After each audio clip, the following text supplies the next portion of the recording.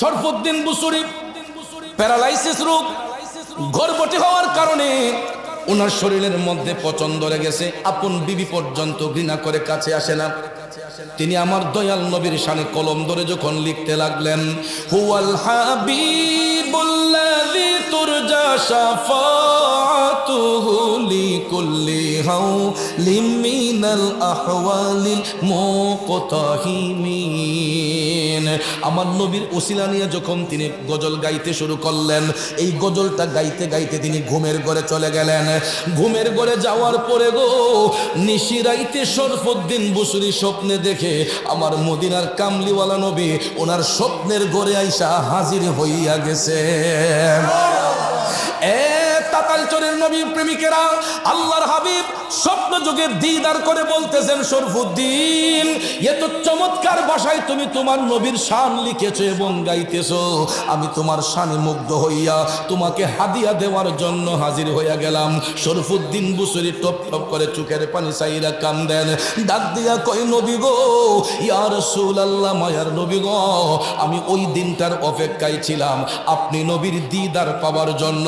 নবী গো, আল্লাহ তাআলা আমারে এমন রোগ দিছে, প্যারালাইসিস রোগ হওয়ার কারণে আমি গর্ভবতী হয়ে গেলাম। নবী গো, আমার আপন বিবি পর্যন্ত আমার সেবা করতে আসে না। আমার শরীরে পচন ধরার কারণে আমার বিবি পর্যন্ত ঘৃণা কইরা আমার কাছ থেকে দূরে সরে গেছে। ইয়া রাসূলুল্লাহ, শেষ পর্যন্ত আমি ভাবলাম আপনি তো কুল কায়নাতের বাদশা, আপনি তো দুজাহানের সরদার। নবী গো, আমি আপনার গোলামিতে মশগুল হয়ে গেলাম। আমি ভাবলাম সবাই যদি পর হইয়া যায়, আমার রসুল কখন আমার পর হবে না। এই জন্য নবী গো, আমি আপনাকে আপন যাই না। আপনি নবীর শানে আমি কলম ধরলাম। তখন রসুল বললেন, শরফুদ্দিন লা তাহজান, চিন্তার কোনো কারণ নাই। এই বলি আমার নবীর শরীর মোবারকের মধ্যে একখানা বুরদা মোবারক ছিল। বুরদা মানে কি জানেন? চাদর। বুরদা হলো আরবি এবং ফার্সি ভাষার সংমিশ্রণে গঠিত, যার বাংলা অর্থ হইল চাদর। আমার রসুল নিজের গায়ের চাদর মোবারক শরফুদ্দিন বুসুরির রুগ্ন শরীরের মধ্যে ঢাইকা দিলেন। দেওয়ার সঙ্গে সঙ্গে তিনি স্বপ্ন থেকে জাগ্রত হয়ে গেলেন। এ বন্ধু, চিন্তা করেন, স্বপ্ন যুগে রসুল চাদর দিয়েছেন, বাস্তবে তো এটা থাকার কথা ছিল না। কিন্তু শরফুদ্দিন বুসরি যখন স্বপ্ন থেকে জাগ্রত হইলেন, হওয়ার পরে দেখতেছেন আমার রসুল স্বপ্নের ঘরে যে চাদর দিয়েছিলেন, বাস্তবিকই এই চাদরটা তার গায়ের মধ্যে জড়ানো।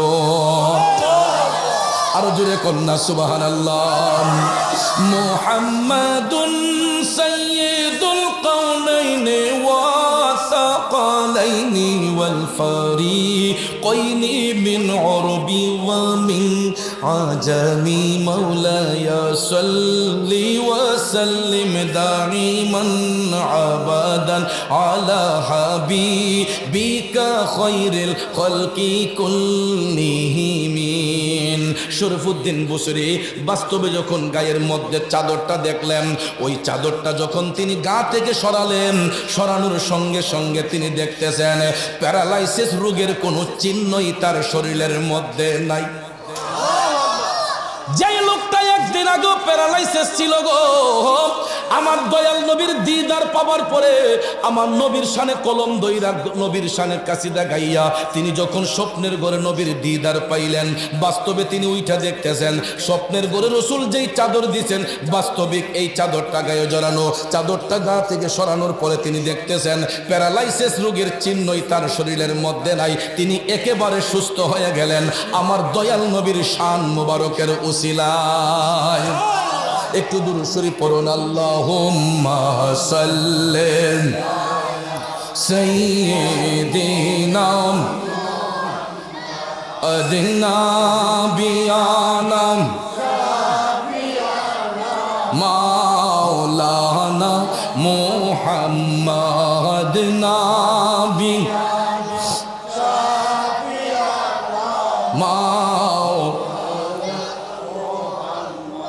আমার বন্ধুরা বাবাজিরা, যেই কথা আমি বলেছিলাম, এই জন্য আল্লাহ রাব্বুল আলামিন কোরআন শরীফে আদেশ করেছেন যে হে ঈমানদারেরা, তোমরা ইহুদি নাসারাদেরকে তোমাদের বন্ধু বানাইও না।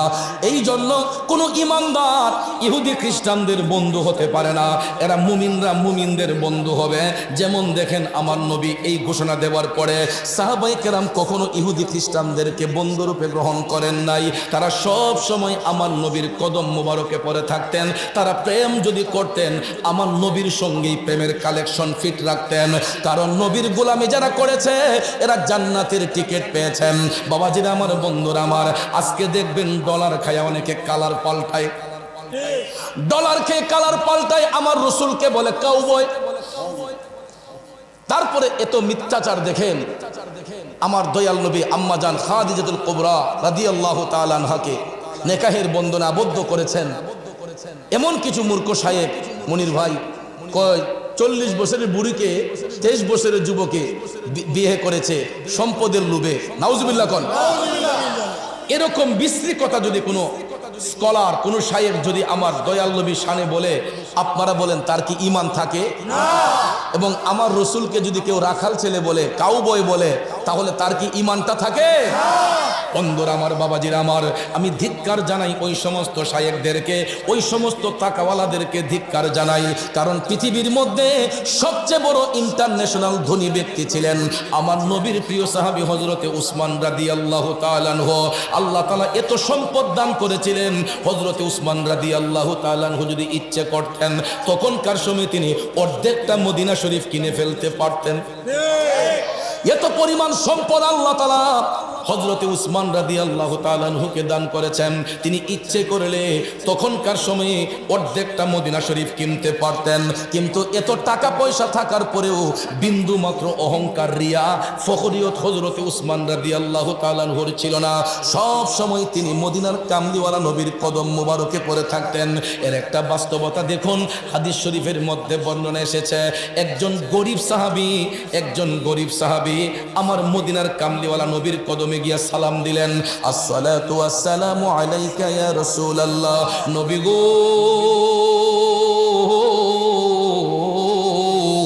আমি একজন গরিব মানুষ, ইয়া রাসূলুল্লাহ, আমি চলতে বড় কষ্ট হয়, আমাকে একটু সাহায্য প্রদান করেন।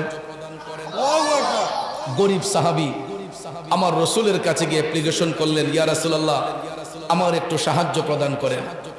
আপনারা বলেন আমার নবীর কাছে কোনো কমতি আছে? ইচ্ছে করলে রসুল মুহূর্তের মধ্যে ওই লোকটারে বাদশা বানিয়ে দিতে পারতেন কিনা? পারতেন না? আমার রসুল উপস্থিত সময়ে ভাবলেন যে আমি তো তাকে মুহূর্তের মধ্যে দিতে পারি, কিন্তু না, আমি এখন আমার উসমানের ঈমানটা পরীক্ষা করব, যে গরিবদের প্রতি আমার উসমানের উদারতাটা কেমন। সুবহানাল্লাহ। অনেক সময় দেখবেন অনেক ব্যক্তিদের ধন দিয়ে আবার আল্লাহ নিয়ে যায়, হঠাৎ বড় লোক, হঠাৎ আবার ফকির। আছে না এরকম? কিছু কিছু বিত্তবান দেখবেন আমাদের সমাজে আছে, বড় বড় বিল্ডিং বানানোর পরে ড্রয়িং রুমে যখন দামি দামি সোফা এগুলা যখন কর্নার করে সাজিয়ে রাখে, গরিব মানুষ গেলে দেখবেন ড্রয়িং রুমে বসার সুযোগ দেয় না, এদেরকে বাড়ির বাহিরে রাখে, না জানি তার সোফাটা ময়লা হয়ে যায়। আছে না এরকম? অনেক সময় অনেক বড় লোক আছে গরিবদের সাথে হাত মিলাতে চায় না, হাত মিলালে মনে করে হাত নিয়ে ময়লা হয়ে যায়, আবার টিস্যু দিয়ে হাতটা মুছে চালায়। আছে না? বন্ধুরা আমার, আমার মদিনার কামলিওয়ালা নবী, মায়ার নবী, দয়ার নবী হযরত উসমান রাদিয়াল্লাহু তাআলা আনহুকে জ্ঞানী উপাধি দিয়েছিলেন। ধনী উপাধি দেওয়ার পরে এই গরিব সাহাবী যখন দয়াল নবীর কাছে সাহায্যের জন্য গেল, রসুল উপস্থিত সময়ে ভাবলেন, দেখি হযরত উসমানকে শুধু আমি নবীকেই ভালোবাসে নাকি গরিবদের প্রতিও তার উদারতাটা কেমন আছে, একটু জাস্টিফাই করার জন্য এই গরিব সাহাবীকে রসুল বললেন, উম্মত, তুমি এই মুহূর্তে আমার উসমানের কাছে যাও, যে আমি এখন তোমার কিছু দিতে পারছি না, তুমি আমার উসমানের বাড়িতে যাও, উসমানকে আল্লাহ অনেক সম্পদ দিয়েছে, সে তোমাকে দান করবে। তো গরিব সাহাবী তিনি ভাবলেন যে রসুল যেহেতু বলেছেন একটু যাইয়া দেখি। তখন এই গরিব সাহাবী হযরত উসমান রাদিয়াল্লাহু তাআলা আনহুর বাড়ির দিকে রওনা হলেন। রওনা হইয়া তিনি বাড়ির কাছে গিয়ে দেখতেছে হযরত উসমান ময়লাযুক্ত খেজুরগুলা বালি মাখা খেজুর গোলা পানি দিয়া ধুইয়া ধুইয়া একটা বালতির মাঝে জমাইতেছে। তো এই গরিব সাহাবি দেখে কয় ওমা, রসুল দি বললো এবারটা শিল্পপতি এলে দি কিপটা, কই ময়লা যুক্ত খেজুর গোলা পানি দিয়ে ধুইয়া বালতির জমাইতেছে, এবারটা নিজে খাইবো কি আমারে দিব কি? না না না, উনি কখনো দানশীল হতে পারে না। তখন এই গরিব সাহাবি হাইটা হাইটা চলে গেলেন আমার দয়াল নবীর কদম মোবারকে। সুবহানাল্লাহ কোন। আমার রসুল দেখলেন, আমার রসুল দেখলেন ওই সাহাবি আমার মদিনার কামলিওয়ালা নবী যখন সাহাবিকে খালি হাতে দেখলেন, তখন মদিনার কামলিওয়ালা নবী ডাক দিয়া কয় উম্মত কি ব্যাপার, তুমি কি যাও নাই? তখন সাহাবি ডাক দিয়া কয় নবী গো, আমি আপনার উসমানের বাড়িতে যাইয়া যেই দৃশ্য দেখলাম, ময়লা যুক্ত খেজুর গোলা পানি দিয়া ধুয়ে আপনার উসমান একটা বালতিতে সেভ করতেছে, উনি নিজেই চলবো কি আমারে দিব কি? এই জন্য নবী গো আমি আপনার উসমানের কাছে কিছু চাই নাই, চলে এসেছি।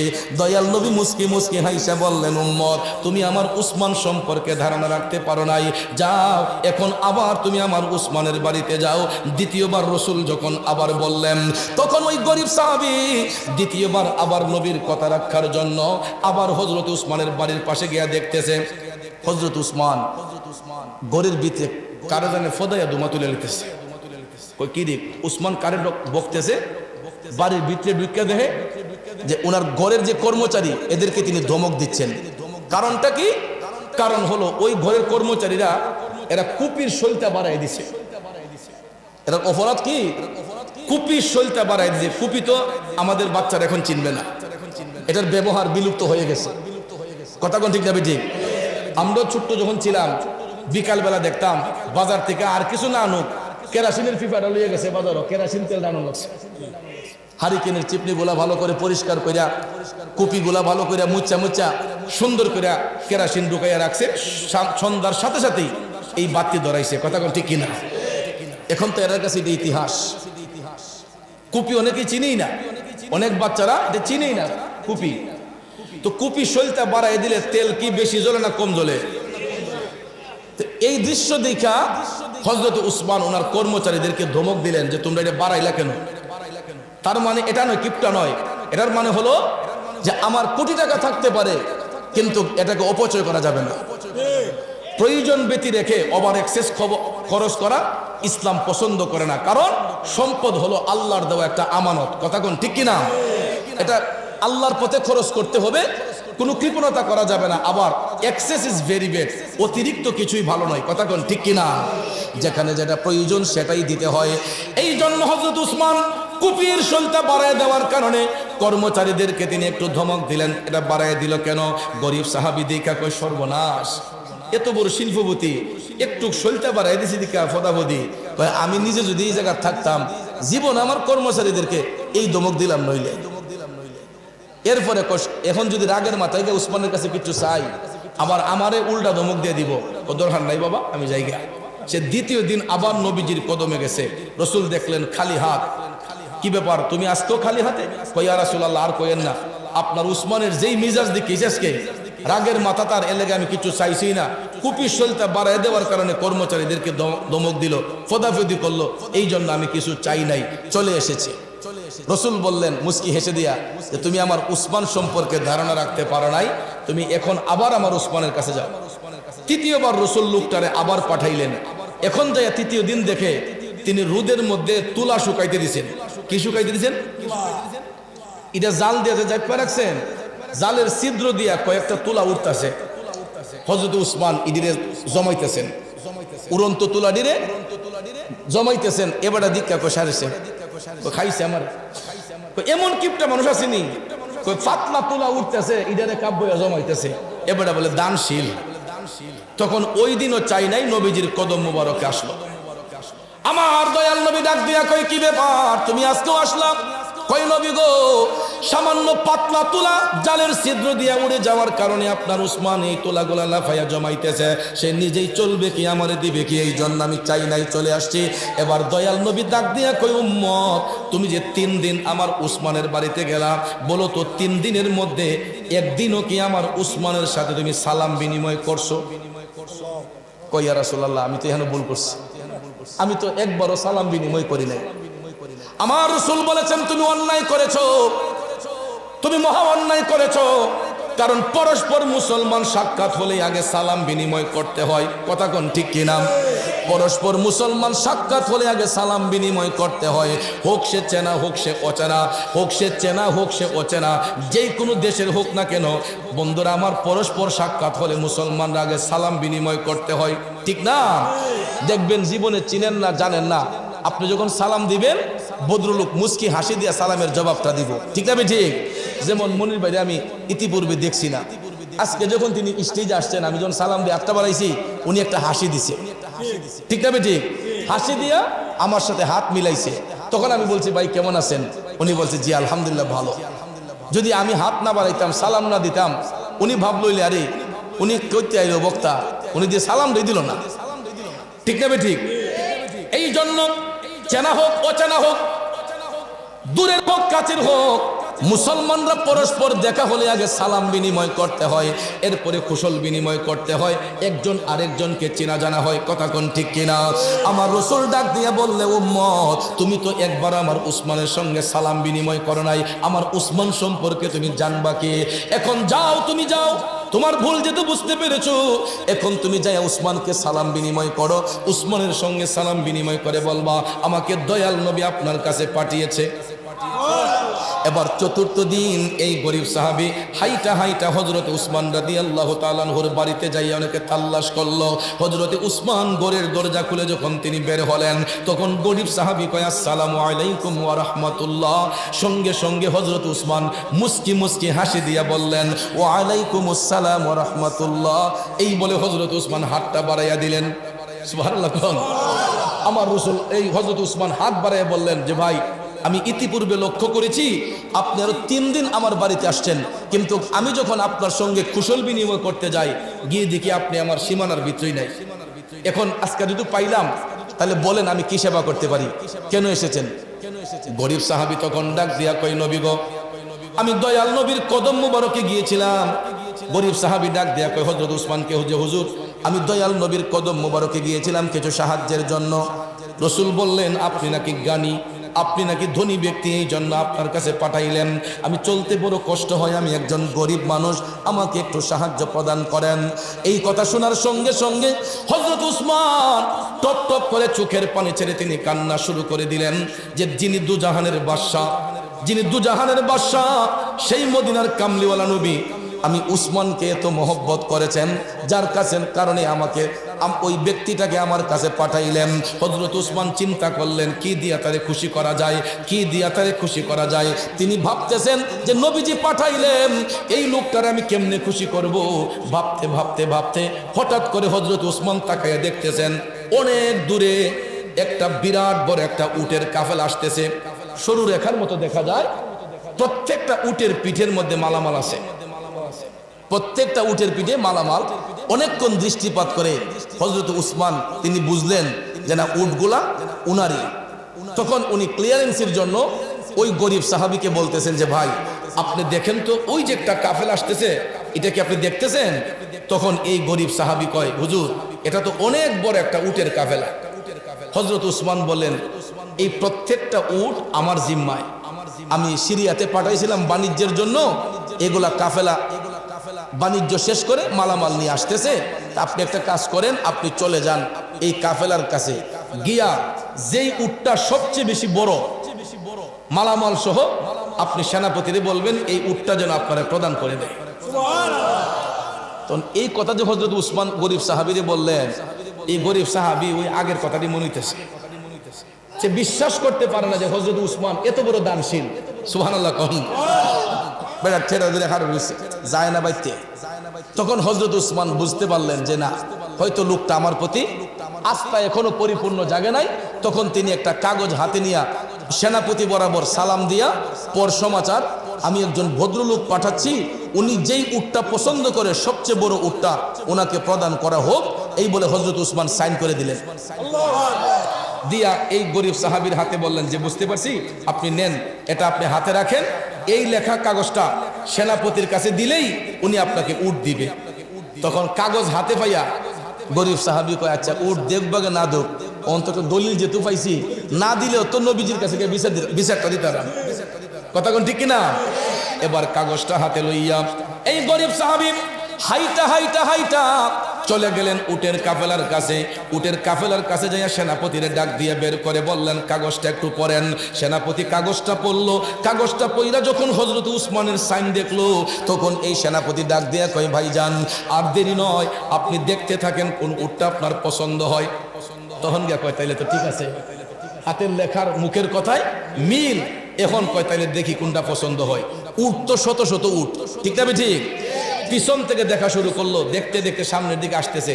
একটা একটা উট দেখতে দেখতে এমন এক উট পছন্দ করে বইছে, যেটা একবারে সামনে, যেটা একবারে সামনে। তো আরব দেশের নিয়ম হলো যে সামনের সারিতে যেটা থাকে, পিছনের গুলা এটারই অনুসরণ করে। মরুভূমিতে যখন উটের কাফেলা আপনারা দেখবেন, আমরা গরুর পালের মতো পাল বাঁধা হাঁটে না, উট কিন্তু একটার পিছে একটা হাঁটে, ঠিক কিনা? যারা আরব কান্ট্রিতে গেলে দেখবেন উট কিন্তু পাল বাঁধা হাঁটে না, একটার পিছনে আরেকটা হাঁটে। এখন এই ভদ্রলোক এমন উট পছন্দ করছেন যে এটা একদম সামনের সারিতে। এখন সেনাপতির কয় পছন্দ হয়েছে একটা, কোনটা? ওই সামনেরটা সরান। সেনাপতি বলছেন লজ্জায়, আচ্ছা ঠিক আছে, এটা যদি এখন সামন থেকে সরাই তাহলে তো পিছনের গুলা এটার অনুসরণ করে চলে যাবে। তে একটু কাজ করেন, এই তো সামনে হযরত উসমানের বাড়ি, আমরা সবাই চলে যাই, উনি যদি দিয়া দেয় আমার রাখতে কোনো আপত্তি নাই। তখন গরিব সাহাবী কয়, কেন দিবেন না? উনি না কাগজে লিখা দিছে যে যেটা আমার পছন্দ এটা দিবেন, তাহলে দিবেন না কেন? এটা তো একটা কথা। এখন সেনাপতি কয়, তাইলে একটা কাজ করেন, একটু অপেক্ষা করেন, আমি একজন বার্তাবাহক পাঠাই উসমানের বাড়িতে, উনি যদি বার্তাবাহককে বলে দেন এটা দিয়ে দেওয়ার জন্য, তাহলে আমার রাখার কোনো আর অধিকার নাই। কথা ঠিক নেই? সত্যি সত্যি ওই সেনাপতি একজন বার্তাবাহক পাঠাইলেন। হযরত উসমান রাদিয়াল্লাহু তাআলা আনহুর বাড়িতে যাইয়া এই বার্তাবাহক ডাক দিয়া কই, হুজুর একটু আগে আপনি যেই লোকটাকে পাঠাইলেন, এই ভদ্রলোক এমন এক উট পছন্দ করছে যেটা একদম সামনের সারিতে। হুজুর এখন সামনের সারি থেকে এই উট যদি সরানো হয়, পিছনের গোলা তো এটারে অনুসরণ করে চলে যায়, এখন আমরা কি করতে পারি? তো হযরত উসমান তখন টপ টপ করে চোখের পানি সাইরা কেঁদে কেঁদে বলতেছেন, এ বার্তাবাহক তুমি দেরি করছো কেন? তাড়াতাড়ি যাও, সেনাপতিরে যাইয়া বলো এই ভদ্রলোক যদি সামনের সারির উটটা পছন্দ কইরা থাকে, আর এইটা লাইন থেকে সরানোর পরে বাকিগুলা যদি এটার পিছন দিকে চলে যায়, সেনাপতিরে যাইয়া বলো একটা উটের মালিকানা আর আমার কাছে নাই, আমার আল্লাহ সবগুলা উটের মালিকানা দান কইরা দিছে এই গরিব সাহাবী ভদ্রলোককে। সেনাপতিরে যাইয়া বলো সবগুলা উট যেন এই ভদ্রলোকরে প্রদান করে দেওয়া হয়।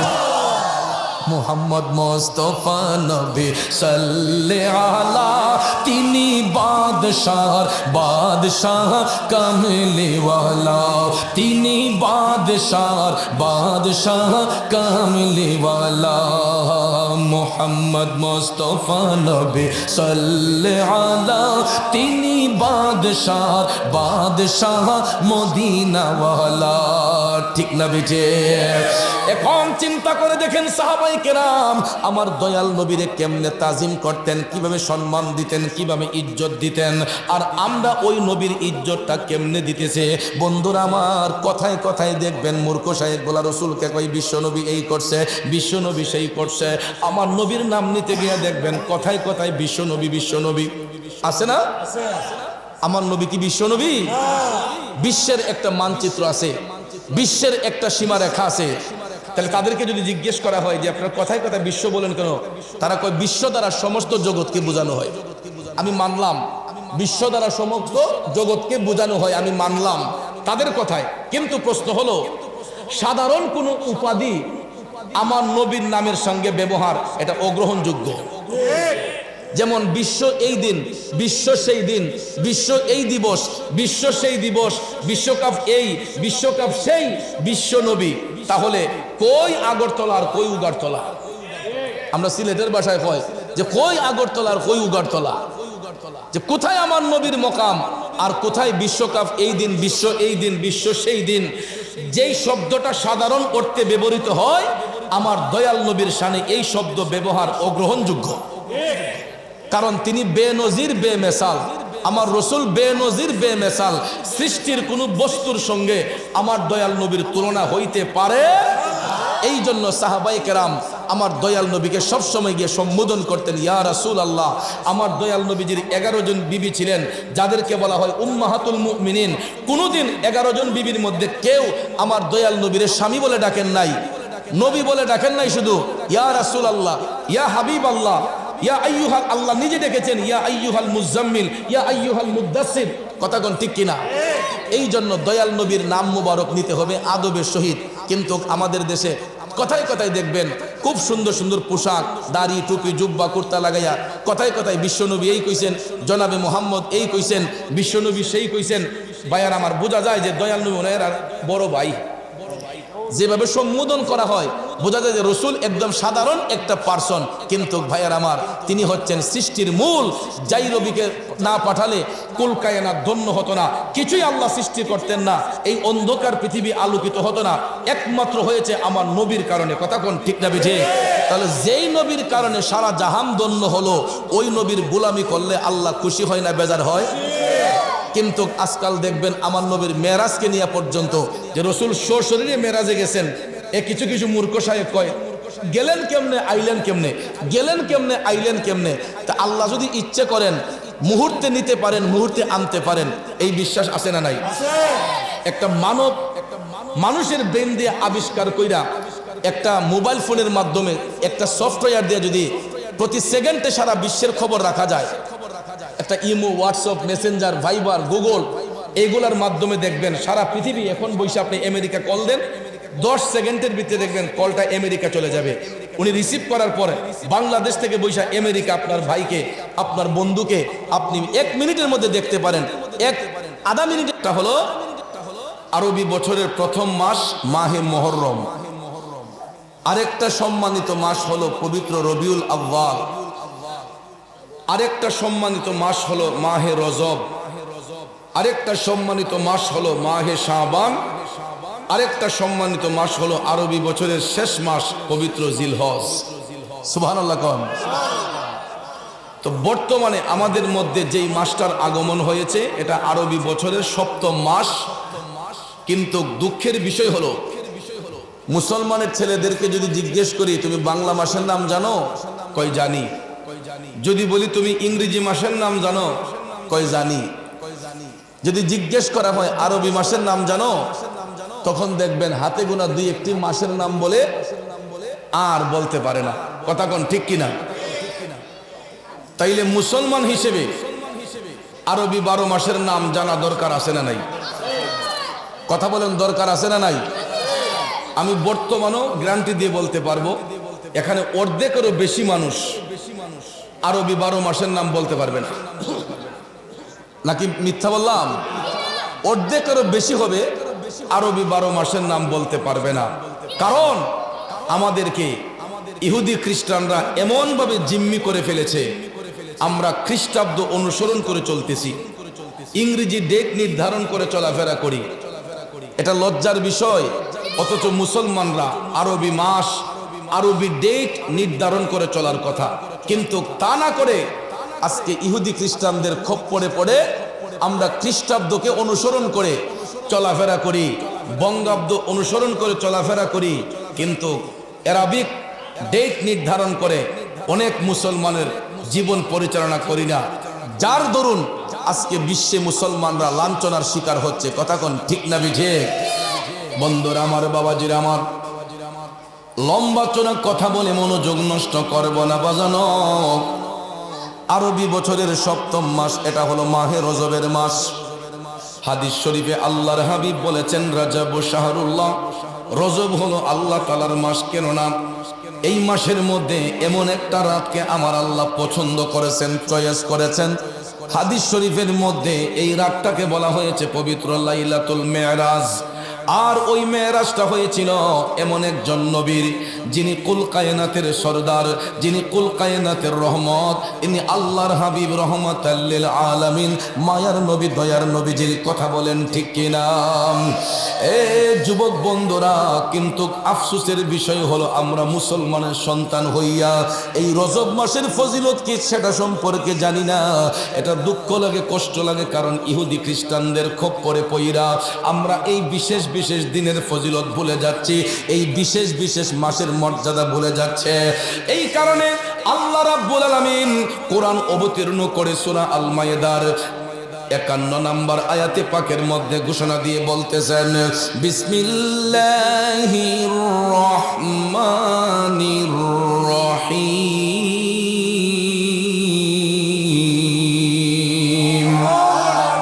ইয়া আইয়ুহাল্লাযীনা আমানু লা তাত্তাখিযুল ইয়াহুদা ওয়ান নাসারা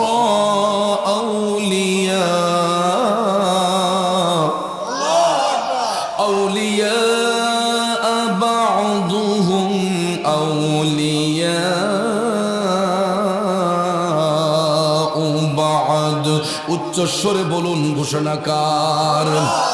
এই যুবক বন্ধুরা, আল্লাহ কত মহান! এই পবিত্র আয়াতে পাকের মাধ্যমে আল্লাহ রাব্বুল আলামিন পৃথিবীর সমস্ত মানুষকে ডাকেন নাই। আমার আল্লাহ বলেন, ইয়া আইয়ুহাল্লাযীনা আমানু, হে আমার ইমানদারগণ, ইমানদারদেরকে আমার আল্লাহ জানাইয়া বলতেছেন, লা তাত্তাখিযুল ইয়াহুদা ওয়ান নাসারা আউলিয়া বা'দুহুম আউলিয়াউ বা'দ। আল্লাহ তাআলা কয়, হে ইমানদারের দলেরা, তোমরা ইহুদি নাসারাদের তোমাদের বন্ধু রূপে গ্রহণ করিও না। আল্লাহ কয়, ইহুদি খ্রিস্টানদেরকে তোমরা নিজেদের বন্ধু বানিও না, কেননা এরা নিজেরা পরস্পর বন্ধু হয়, এরা কখনো মুমিনের বন্ধু হতে পারে না, ইমানদারের বন্ধু হতে পারে না। এই জন্য আল্লাহ বলেন, ওয়া মান ইয়াতাওয়াল্লাহুম মিনকুম ফাইন্নাহু মিনহুম, যদি কেউ তাদেরকে নিজেদের বন্ধু রূপে গ্রহণ করে, আল্লাহ কয় তোমরা ধারণা করিও এরা তাদেরই অন্তর্ভুক্ত।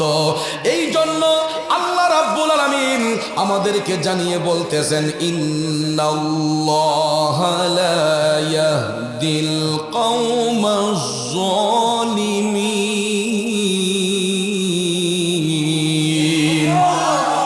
নিশ্চয়ই আল্লাহ রাব্বুল আলামিন অত্যাচারী সম্প্রদায়কে কখনো সৎপথ প্রদর্শন করবেন না। ওই সমস্ত ইহুদি নাসারাদেরকে আল্লাহ তাআলা কখনো সৎপথ প্রদর্শন করবেন না, কারণ এরা মুমিনদের সঙ্গে ধোঁকাবাজি করে, এরা মুমিনদের সঙ্গে ধোঁকাবাজি কইরা তাদেরকে কুপরামর্শ দেয়, আর তাদের কুপরামর্শের শিকার হইয়া কিছু কিছু মুসলমান তাদের ঈমান আমলকে নষ্ট করিয়া এরা বেঈমানের খাতায় নাম দিয়া দেখবেন বিশ্বের মধ্যে ইসলামটাকে কলুষিত করে ফেলে। ঠিক না বেঁচে? বন্ধুরা আমার, বাবাজির আমার, দেখবেন দাড়ি টুপি জুব্বা কুর্তা লাগাইয়া এমন কিছু কিছু শায়েখ নামের মূর্খ শায়েখরা আছে, এরা সুন্দর সুন্দর কথা বলার ভিতরে এমন কিছু ঈমান হারা কথা বলবে, যার কারণে বন্ধুরা তার পুরা আমলটা বরবাদ হইয়া যায়। যেমনি ভাবে দেখবেন গাবি দুহন করার পরে দুধটা যেমন সুন্দর দেখা যায়, এই দুধের মধ্যে যদি গাবির এক ফোঁটা চেনা পড়ে, আপনারা বলুন দুধের কোনো মূল্য থাকে? জোরে কোন মূল্য থাকে? ঠিক তদ্রূপ ভাবে বেঈমান মুনাফিকের চরিত্র হলো, এরা মিষ্টি মিষ্টি কথা বলবে, এরা ভালো ভালো কথা বলবে। সাধারণ মানুষগুলা যারা কোরআন হাদিস জানে না, ওই সমস্ত ব্যক্তিগুলা তাদের মুখের মিষ্টি মিষ্টি কথা শুনিয়া এদের খপ্পরে পড়ে যাবে। কিন্তু ওই সমস্ত মূর্খ শায়েখগুলা মিষ্টি কথার অন্তরালে এমন কিছু কিছু ঈমান হারা কথা আমাদের সামনে তুলে ধরবে, যেই কথাগুলো শুনলে সঙ্গে সঙ্গে ঈমান নষ্ট হয়ে যায়। যেমন ইতিপূর্বে লক্ষ্য করেছেন, একজন মূর্খ শায়েখ নামের শেষে আজহারি আমার রসুলকে বলে কাউবয়। নাউজুবিল্লাহ বলবেন না? আমার নবী নাকি কাউবয়। এটা মুখে দিয়ে আনতেও লজ্জা হয়, মুখে দিয়ে আনতে গেলেও আমার ভয় লাগে, কারণ আমার নবীর শানে এইরকম মিথ্যাচার, আমার দয়াল নবীর শানে এইরকম মিথ্যাচার কোনো মুমিন ব্যক্তির জবান দিয়ে আসতে পারে না। এই জন্য আমার মনে পড়ে গেল আজ থেকে ১৫০০ বছর আগে, আজ থেকে ১৫০০ বছর আগে আমার মদিনার কামলিওয়ালা নবী সহিহ মুসলিম শরীফের বর্ণনার মধ্যে আসছে, রসুল বলেছেন ফিতনার জামানায় কিয়ামত সংগঠিত হওয়ার পূর্বে আমার উম্মতের মধ্যে এমন কিছু জাহেল থাকবে, এরা পড়াশোনা করবে, জ্ঞান চর্চা করবে, কিন্তু তাদের কথাবার্তা হবে মূর্খদের মতো। তাইলে দয়াল নবীর ভবিষ্যৎবাণী বর্তমান জামানার সাথে মিলে কি মিলে না? জোরে কোন মিলে কি মিলে না? এই জন্য বন্ধুরা, বাবাজিরা, আমার আল্লাহ জানতেন যে এই পৃথিবীতে এমন কিছু দাজ্জাল, এমন কিছু কাজ্জাব যারা দয়াল নবীর শানে মিথ্যাচার করবে। এই জন্য আল্লাহ তাআলা বলতেছে, হাবিব, দুনিয়ার টুন্না মোল্লারা আপনার ইজ্জত দিলেই কি না দিলেই কি, আল্লাহ কই ওয়ারাফানা লাকা যিকরাক, হাবিব আপনার ইজ্জত, আপনার প্রশংসা আমি আল্লাহ বাড়াইয়া দিছি। দুনিয়ার কোনো মানুষ কমাইবার সাধ্য আছে? বাড়াইবার সাধ্য আছে? এই জন্য শায়ের বলতেছেন, রসুল আমরা তোমায় না চিনিলে তোমার কি আসে যায়, মোরা তোমায় না চিনিলে তোমার কি আসে যায়, দোনো জাহান নবীজির নূরে কদমে ঝুকায়, দোনো জাহান নবীজির নূরে কদমে ঝুকায়। কথা বলেন ঠিক কিনা? নবীর প্রেমিকারা গভীর মনোযোগ, মনোযোগ। ওই সমস্ত মূর্খ পণ্ডিত গুলা এরা ইহুদি খ্রিস্টানদেরকে বন্ধুত্ব স্থাপন কইরা তাদের সঙ্গে বন্ধু সুলভ আচরণ দেখাইয়া এদের কাছ থেকে মোটা অঙ্কের টাকাই না দেখবেন বাংলাদেশে কিছু কিছু মাদ্রাসার নাম দিয়া মাদ্রাসা বানায়, কিন্তু ওই মাদ্রাসার মধ্যে ছাত্র আমরা খুশি মনে ভর্তি করি আলেম হওয়ার জন্য, কিন্তু দেখা যায় ওই সমস্ত বদ আকীদা সম্পন্ন মাদ্রাসার মধ্যে আমাদের বাচ্চাগুলাকে ভর্তি করার পরে এদের ব্রেইনগুলা এমন ভাবে ওয়াশ করে ফেলে, ওই ছেলেটা দেখা যায় তার বাবাকে কদমবুসি করে না, মাকে কদমবুসি করে না, মুরব্বীদেরকে কদমবুসি করে না। এরা দেখবেন এমন কিছু শিক্ষা নিয়ে আসে, ওই শিক্ষার কারণে এরা আস্তে আস্তে জঙ্গিবাদের দিকে ধাবিত হয়ে যায়। কথা কোন ঠিক না বিঠে? এই জন্য যুবক বন্ধুরা, আমার বাবাজিরা গো, আজকে আমি গাড়িতে বৈশা যখন ফেসবুকটা ওপেন করলাম, হঠাৎ করে দেখি এক মূর্খ সাহেব বলতেছে আমরা ফজরের নামাজের পরে দেখবেন সূরা হাশরের 3 আয়াত পাঠ করি না? হুয়াল্লাহুল্লাযী লা ইলাহা ইল্লা হুয়া আলিমুল গায়বি ওয়াশ শাহাদাতি হুয়ার রহমানুর রহিম, হুয়াল্লাহুল্লাযী লা ইলাহা ইল্লা হু আল মালিকুল কুদ্দুসুস সালামুল মুমিনুল মুহাইমিনুল আজিজুল জব্বারুল মুতাকাব্বির সুবহানাল্লাহি আম্মা ইউশরিকুন, হুয়াল্লাহুল খালিকুল বারিউল মুসাউবিরু লাহুল আসমাউল হুসনা ইউসাব্বিহু লাহু মা ফিস সামাওয়াতি ওয়াল আরদ ওয়া হুয়াল আজিজুল হাকীম। এই সূরা হাশরের 3 আয়াত হাদিস শরীফে রাসূল স্পষ্ট করে বলেছেন যে ফজরের নামাজ শেষে যদি কোনো ব্যক্তি সূরা হাশরের 3 আয়াত পাঠ করে দুরূদ শরীফের আমল করে মসজিদ থেকে বের হয়, মাগরিবের আগ পর্যন্ত ওই ব্যক্তি যতক্ষণ রিজিকের তাল্লাশে থাকবে, দুনিয়াদারি নিয়ে ব্যস্ত থাকবে, রহমতের ফেরেশতারা আল্লাহর দরবারে ওই মুসল্লির জন্য আল্লাহর দরবারে আনন্দের জিকির করে। আবার মাগরিবের নামাজ পড়ে কেউ যদি সূরা হাশরের 3 আয়াত পাঠ করে, এটাও রাসূল হাদিস শরীফে বলেছেন এশারের আগ পর্যন্ত রহমতের ফেরেশতারা ওই ব্যক্তির জন্য আল্লাহর দরবারে জিকির করে। আবার এশারের নামাজ পড়া ঘুমাইবার পূর্বে যদি কোনো মুসল্লি সূরা হাশরের 3 আয়াত পাঠ কইরা ঘুমের ঘরে যায়, ফজরের আগ পর্যন্ত যতক্ষণ ওই মুসল্লি ঘুমের ঘরে থাকবে, রহমতের ফেরেশতারা তার শিয়রে দাঁড়াইয়া আল্লাহর দরবারে আনন্দের জিকির করবে। বন্ধুরা, আমার বাবাজিরা, তাইলে দেখেন ওই সমস্ত মূর্খ শায়েখ গোলা কয় সূরা হাশরের 3 আয়াত ফজরের নামাজ পড়া নাকি বেদাত। কই ফজরের পরে সূরা হাশরের 3 আয়াত পাঠ করা এটা বেদাত। কই ইখলাস পড়া যাবে এবং সূরা নাস পড়া যাবে, কিন্তু সূরা হাশরের 3 আয়াত পড়া যাবে না। আচ্ছা, চিন্তা করে দেখেন, আল্লাহর কোরআন পাঠ করব, সকাল হোক, সন্ধ্যা হোক, দুপুর হোক, যে কোনো মুহূর্তে আল্লাহর কোরআন পাঠে কি কোনো বেদাতের গন্ধ আছে? বন্ধুরা, আমার বাবাজিরা, তাইলে চিন্তা করেন এরা কেমন শিক্ষিত। এরা শিক্ষিত নয়, এইগুলা হচ্ছে মূর্খ। আর ওই সমস্ত মূর্খদের বিষয়ে রাসূল ১,৫০০ বছর আগে বলেছেন যে এরা জ্ঞান চর্চা করবে কিন্তু তাদের কথাবার্তা হবে মূর্খদের মতো। আর ওই সমস্ত মূর্খগুলাই দেখবেন বিশেষ বিশেষ রাত নিয়ে মন্তব্য করে, ফজিলতের রাতগুলা নিয়ে মন্তব্য করে। যেমন রজব মাসে এমন একটা রাত, যেই রাতে আমার আল্লাহ আপন হাবিবকে দিদার করার জন্য, সাক্ষাৎ করার জন্য বেছে নিয়েছেন। আর ওই রাতটা হাদিস শরীফ দ্বারা প্রমাণিত। এটা হলো রজব মাসের ২৬ তারিখ দিবাগত রাত, যেই রাতটাকে বলা হয় ২৭-এর রজনী। আল্লাহ রাব্বুল আলামিন আপন হাবিবের সঙ্গে দিদার করেছিলেন, সাক্ষাৎ করেছিলেন। কথা বলেন ঠিক না বিঠে? এই জন্য কদম গুনাহগার গিয়েছিলাম, রজবের ২৭ তারিখ দয়াল নবী মেরাজে যান, আমি পাপী অপরাধী গাইব কি নবীজির শান, আমি পাপী অপরাধী গাইব কি নবীজির শান। ইয়া রাসূলুল্লাহ ইয়া হাবিব, বলুন ইয়া রাসূলুল্লাহ ইয়া হাবিবাল্লাহ। খুদা তাআলার দাওয়াত পেলেন, দয়াল নবী আরশে গেলেন, নবীর ছোঁয়ায় মুখরিত এই জমিন আর ৭ আসমান, নবীর ছোঁয়ায় মুখরিত এই জমিন আর ৭ আসমান। আমি পাপী অপরাধী গাইব কি নবীজির শান, ইয়া রাসূলুল্লাহ ইয়া হাবিবাল্লাহ ইয়া রাসূলুল্লাহ। আরে জিবরাইল হলেন খাদিম, যাবেন নবী আরশে আজিম, জিবরাইল হলেন খাদিম, যাবেন নবী আরশে আজিম। দুলহা সেজে দয়াল নবী বুরাকেতে পা ওঠান, দুলহা সেজে দয়াল নবী বুরাকেতে পা ওঠান। আমি পাপী অপরাধী গাইব কি নবীজির শান, ইয়া রাসূলুল্লাহ ইয়া রাসূলুল্লাহ।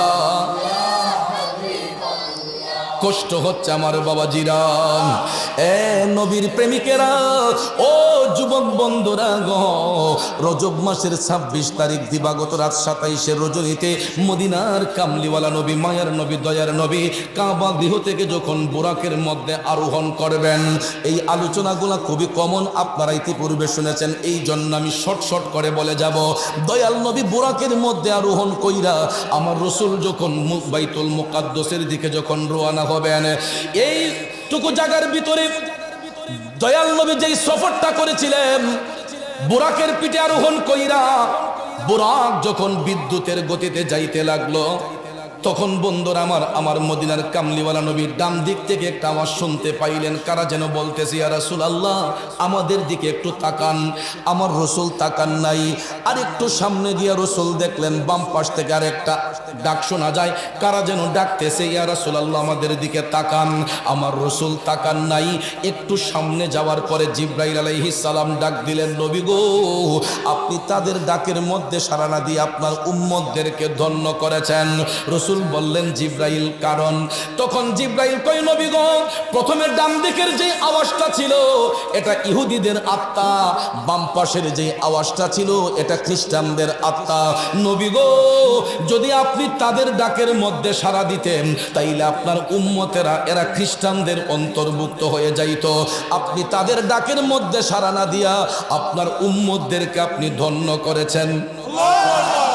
এই জন্য রাসূল বলেছেন, হে আমার উম্মতেরা, তোমরা ইহুদি খ্রিস্টানদেরকে বন্ধু বানাইও না, কেননা আল্লাহ তাআলা কোরআন শরীফের মধ্যে ঈমানদারদেরকে আহ্বান করে বলেছেন, ইয়া আইয়ুহাল্লাযীনা আমানু, হে আমার ঈমানদারের দলেরা, লা তাত্তাখিযুল ইয়াহুদা ওয়ান নাসারা আউলিয়া বা'দুহুম আউলিয়াউ বা'দ।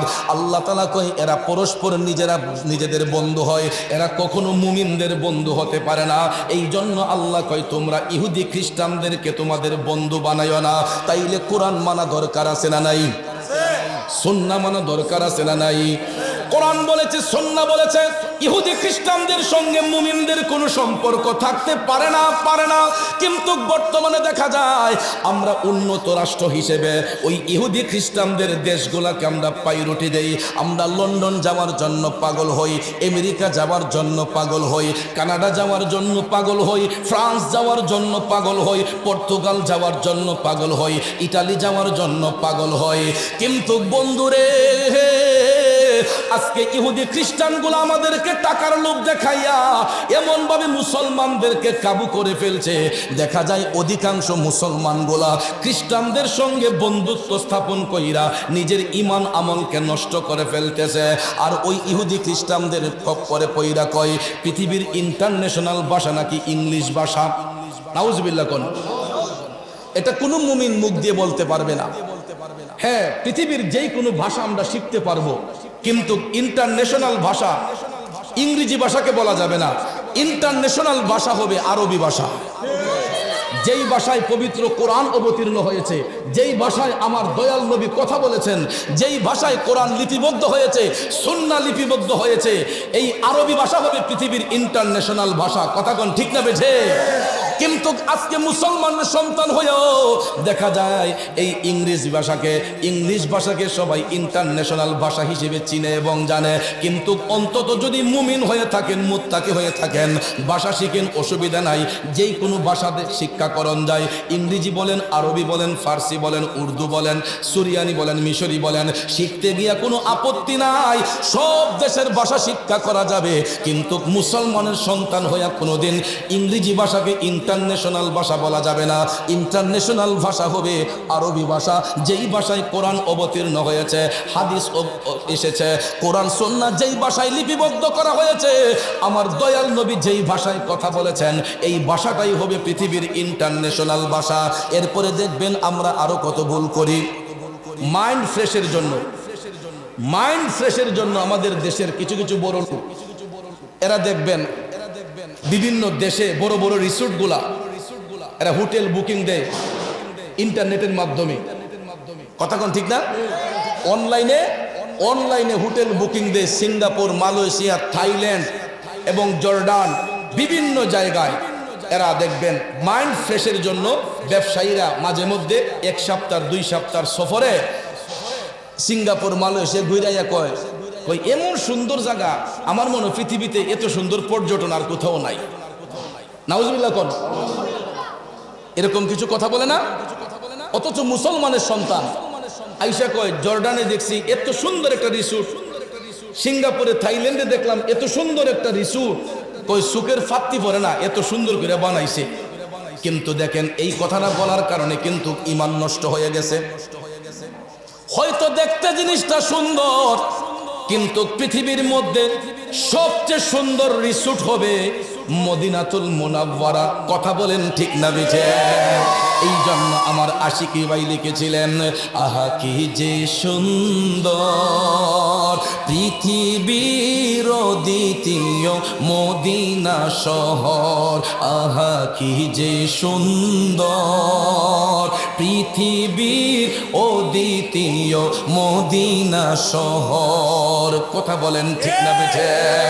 এ বন্ধুরা, আমার বাবাজিরা, পৃথিবীর মধ্যে সবচাইতে সুন্দর দেশ হলো মদিনা শরীফ। পৃথিবীর মধ্যে সবচাইতে সুন্দর দৃশ্য হলো আমার নবীর রওজা শরীফ। এর চাইতে উত্তম দৃশ্য, এর চাইতে উত্তম দেশ আর কোন দেশ নাই, হতে পারে না। কারণ আমার রসুল বেনজির, বেমিসাল। আমার নবীর সঙ্গে সৃষ্টির কোনো বস্তুর তুলনা হয় না, হতে পারে না। আওয়াজ করে বলুন ঠিক না বেঠে?